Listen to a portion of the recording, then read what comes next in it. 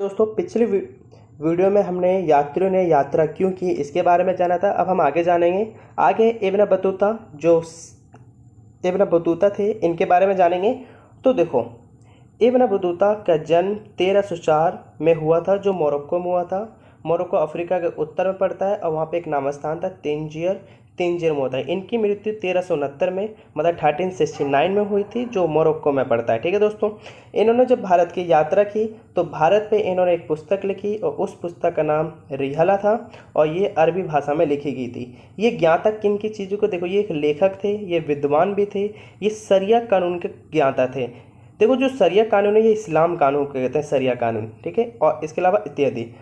और ये जो थे ये पुस्तक से ज़्यादा यात्रा को महत्व देते थे। इनका मानना था कि अगर आपको किसी स्थान के बारे में जानना है तो उस स्थान के बारे में पुस्तकें ना पढ़ो, वहाँ की सीधा यात्रा करो। और यात्रा जब करोगे तो आप उसके बारे में अच्छी चीज़ और अच्छी प्रकार से जानकारी इकट्ठा कर पाओगे। तो इनका मानना था कि पुस्तक से ज़्यादा यात्रा करो, और इसी कारण से इनको हठीला यात्री भी कहा जाता है। ये याद रखना है, इनको हठीला यात्री कहते हैं। देखो दोस्तों, ये सिंध जो आए ये 1333 में आए। इनका जन्म हुआ 1304 में, आपको पता होना चाहिए 1304 में हुआ, और 1333 में ये सिंध आए। ठीक, और जब सिंध आए तो उस समय जो शासन था वो मोहम्मद बिन तुगलक मतलब तुगलक शासन था। और इन्होंने इब्न बतूता के ज्ञान से प्रभावित से होकर मतलब इब्न बतूता के ज्ञान से प्रभावित होकर इन्हें दिल्ली का काजी बना दिया।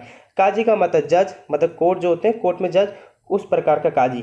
ठीक, और फिर क्या हुआ कि 1333 में ये सिंध आए और यहाँ पे इनको काजी बनाया गया। और फिर इसके बाद 1342 में इन्होंने दूत बनाकर चीन भी भेजा। याद रखना, इनको चीन भेजा। और जब इब्न बतूता चीन पहुँचे तो चीन के बाद ये सीधा अपने घर मोरक्को लौट गए थे। ये आपको पता होनी चाहिए। तो वो यात्रा के दौरान इन्होंने कितने देशों की यात्रा की दोस्तों, यही वजह थी इनको हठीला यात्री कहा जाता था। देखो, यात्रा इन्होंने मक्का की, सीरिया की, इराक की, फारस की, यमन की, ओमान की, मालदीव की, सुमात्रा जिसे इंडोनेशिया के नाम से आज जाना जाता है, चीन की राजधानी बीजिंग तक की, और चीनी बंदरगाह जैतून तक की। दोस्तों, शायद ही उस काल में किसी यात्री ने इतने देशों की यात्रा की होगी, लेकिन इब्न बतूता ने ये वास्तव में इतने देशों की यात्रा की थी।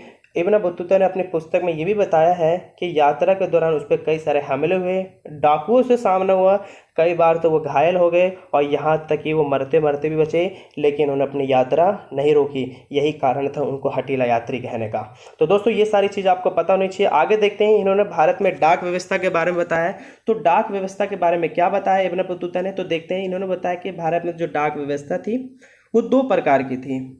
एक थी अश्व डाक व्यवस्था, अश्व का मतलब घोड़ा। ठीक, जबकि दूसरी थी पैदल डाक व्यवस्था। अब जो अश्व डाक व्यवस्था थी, पैदल डाक व्यवस्था थी, ये क्या थी आप ये देखेंगे। सूचना पहुंचाने का एक यंत्र था। ये एक स्थान से दूसरे स्थान पे कैसे पहुंचाया जाता था, तो देखो यहाँ पे हम अश्व डाक व्यवस्था के बारे में बात करें, इसका अन्य नाम कहो तो ओलुक है। ये जो डाक व्यवस्था थी कैसी थी, देखो, ये अब कोई सूचना है राजा की, अब उसे एक स्थान से दूसरे स्थान पर सूचना पहुंचानी है, तो क्या होता था कि हर 4 मील पर, देखो जो मील है, एक मील में लगभग 1.6 किलोमीटर होता है, ये आपको पता होनी चाहिए। ठीक, तो एक स्थान से दूसरे स्थान तक सूचना पहुंचाने के लिए हर 4 मील पर एक राजकीय घोड़ा होता था, और ये घोड़ा यहाँ से दौड़ते दौड़ते दौड़ते यहाँ पहुंचता था दूसरे दूसरे स्थान पे। तो यहाँ का घोड़ा फिर यहाँ दौड़ता था, फिर यहाँ से एक और घोड़ा यहाँ से यहाँ दौड़ता था, और इस प्रकार यहाँ तक सूचना पहुंच जाती थी, मतलब यहाँ से यहाँ तक। तो ये थी अश्व डाक व्यवस्था, बहुत उत्तम थी। अब आगे जानते हैं, अगली है पैदल डाक व्यवस्था। इसको दावा कहा जाता है अन्य नाम, और ये प्रत्येक 1 मील पर अगर सूचना यहाँ से हमें यहाँ पहुँचानी है तो प्रत्येक 1 मील पर एक दावा होते थे। और यहाँ पे दावा मतलब यहाँ पे एक प्रकार के लोग बैठे होते थे जो तैयार रहते थे। अब ये कैसी थी, देखो क्या होता था कि व्यक्ति है वो एक स्थान से भागना शुरू करेगा, तो क्या होता था कि उसके एक हाथ में तो सूचना होती थी, जबकि दूसरे हाथ में एक छड़ी होती थी और छड़ी के बिल्कुल कोने पर एक तांबे की घंटी लगी होती थी। ठीक है, और जब ये व्यक्ति दौड़ता था तो पूरी जी जान से दौड़ता था, और जैसे ही इस स्थान पर पहुंचने वाला होता था तो घंटी की आवाज़ यहाँ पर बैठा हुआ व्यक्ति सुन लेता था, और वो सुनकर वो पूरी तरह से तैयार हो जाता था। और जैसे ही ये व्यक्ति इस अगले स्थान पर, मतलब इस दावे पर पहुंचता था, तो वो व्यक्ति, अगला व्यक्ति इसके हाथ से सूचना और छड़ी जिसमें घंटी लगी थी वो ले लेता था, और फिर यहाँ से जी जान से भागता था। फिर दूसरे स्थान पर बैठा हुआ एक व्यक्ति वो फिर उसके अगले हाथ से सूचना पत्र ले लेता था और घंटी ले लेता, और फिर वो दूसरे स्थान पे भागता। तो इस प्रकार करते करते करते करते जहाँ सूचना पहुंचानी होती थी वहाँ पे सूचना पहुंच जाती थी। इससे इब्न बतूता बहुत प्रभावित हुआ था, और यही वजह थी इसने अपनी पुस्तक में इसका वर्णन किया है। तो दोस्तों ये आपको जरूर पता होनी चाहिए पैदल डाक व्यवस्था कैसी थी और अश्व डाक व्यवस्था कैसी थी। यहाँ पे देखो इसने और चीज़ें बताई हैं। इसने बताया है कि पैदल डाक व्यवस्था अश्व डाक व्यवस्था से तीव्र और बेहतर थी। इन्होंने बताया कि पैदल डाक व्यवस्था अश्व डाक व्यवस्था से अच्छी थी। पैदल डाक व्यवस्था में व्यक्ति दौड़ते रहता था, लेकिन अश्व डाक व्यवस्था में कई प्रकार की घोड़ों की समस्या हो जाती थी, बीमारी हो जाती, कई सारी नदियाँ आ जाती थी, दलदल आते, कई प्रकार की समस्या उत्पन्न हो जाती थी, और यही वजह थी कि पैदल डाक व्यवस्था को अच्छा माना गया है। देखो इसने ये भी बताया है कि सिंध से दिल्ली की यात्रा में लगभग 50 दिन का समय लगता था एक व्यक्ति को अगर वो पैदल चले सूचना को पहुँचाने में, लेकिन ये डाक व्यवस्था इतनी अच्छी थी कि ये केवल 5 ही दिन लेती थी सिंध से दिल्ली पहुंचने में। तो आप अनुमान लगा सकते हो कि कितनी अच्छी डाक व्यवस्था थी। आगे इसने महिलाओं, दासियों और श्रमिक व्यवस्था के बारे में वर्णन किया है कि भारत में महिलाओं की स्थिति कैसी थी, दासियों की स्थिति कैसी थी। तो देखो यहाँ पे हम देखते हैं कि इब्न बतूता के अनुसार वो स्थिति कैसी थी। तो देखो इसने बताया कि बाजार में दास खुलेआम बेचे जाते थे। दास मतलब जिस प्रकार से सब्जी बेचते ना उस प्रकार से दासों को बेचा जाता था, और दासों के कई प्रकार होते थे, कोई काम के, घर के काम के लिए, कोई नाच गाने के लिए, कोई संगीत के लिए, कुछ अन्य कार्य के लिए होते थे।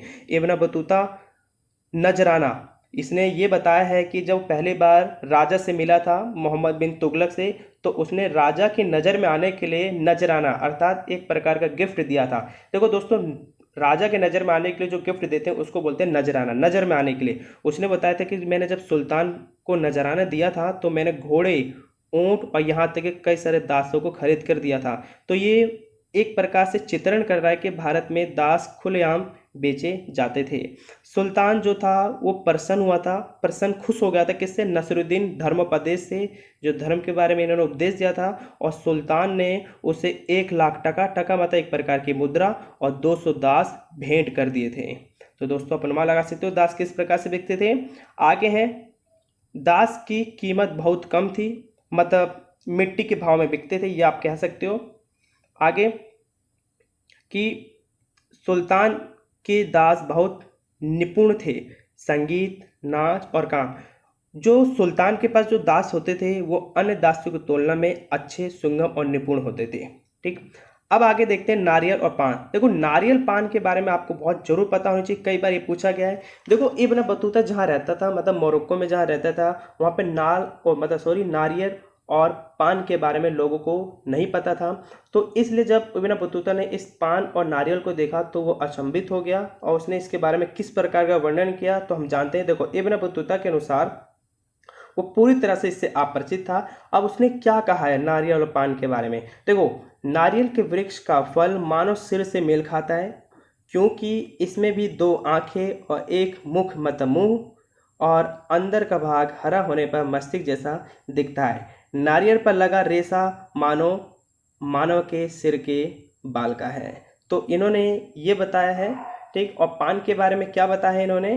पान के बारे में जो पान का पता है, पान अंगूर लता की तरह उगाया जाता है, पर फल के लिए नहीं बल्कि पत्ते के लिए। ये बहुत रोचक बात है कि यहाँ पे जो उगाया जा रहा है वो फल के लिए नहीं, पत्ते के लिए उगाया जा रहा है। यही वजह थी कि वो इसके बारे में कुछ अधिक रुचि लेने लगे।